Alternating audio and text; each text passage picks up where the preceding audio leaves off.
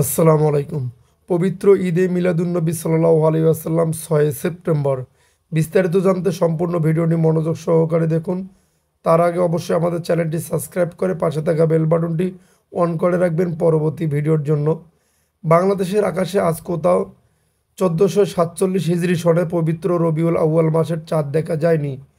ফলে আগামীকাল 25শে আগস্ট সোমবার পবিত্র সফর মাস 30 দিন পূর্ণ হবে এবং আগামী 26শে আগস্ট মঙ্গলবার থেকে পবিত্র রবিউল আউয়াল মাস গণনা করা হবে। এই পরিপ্রেক্ষিতে আগামী 6 সেপ্টেম্বর শনিবার পবিত্র ঈদে মিলাদুন্নবী সাল্লাল্লাহু আলাইহি ওয়াসাল্লাম পালিত হবে।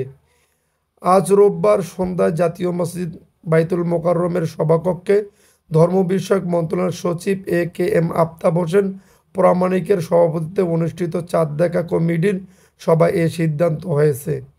ইসলামিক ফাউন্ডেশনের এক সংবাদ বিজ্ঞপ্তিতে এ তথ্য জানানো হয়েছে।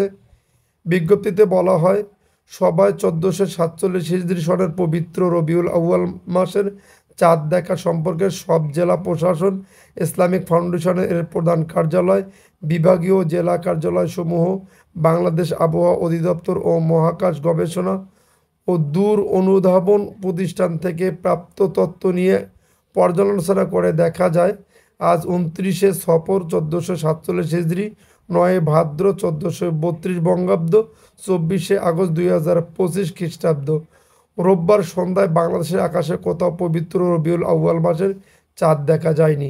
এ অবস্থায় আগামীকাল 10শে ভাদ্র 1432 বঙ্গাব্দ, 25শে আগস্ট 2025 খ্রিস্টাব্দ সোমবার পবিত্র সফর মাস 30 দিন পূর্ণ হবে।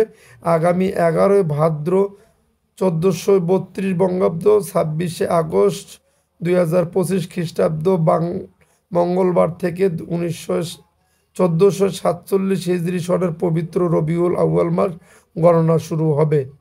উল্লেখ্য, সবাই চাঁদ দেখা সংক্রান্ত নীতিমালার খসড়া উপস্থিতি হলে এ সংক্রান্ত 10 সদস্য বিশিষ্ট একটি কমিটি গঠন করা হয়।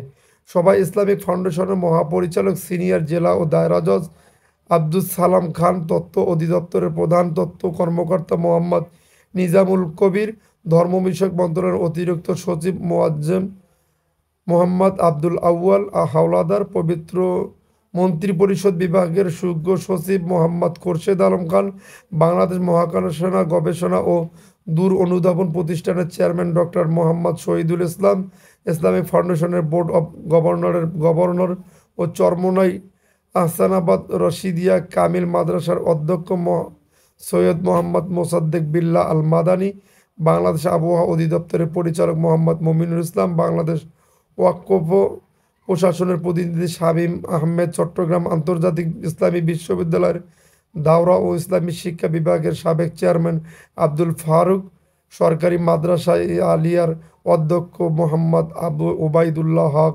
আদমপুরা ইসলামিয়া কামিল মাদ্রাসার অধ্যক্ষ সালেউদ্দিন, ইসলামের সহকারী অধ্যক্ষ আব্দুল গাফফার, দ্বীনি দাওয়াত ও সংস্কৃতি বিভাগের পরিচালক মোহাম্মদ হারুনুর রশিদ প্রমুখ উপস্থিত ছিলেন। যদি আপনাদের ভিডিওটি ভালো লেগে থাকে তাহলে অবশ্যই আমাদের চ্যানেলটি সাবস্ক্রাইব করে পাশে থাকা বেল বাটনটি অন করে রাখবেন পরবর্তী ভিডিও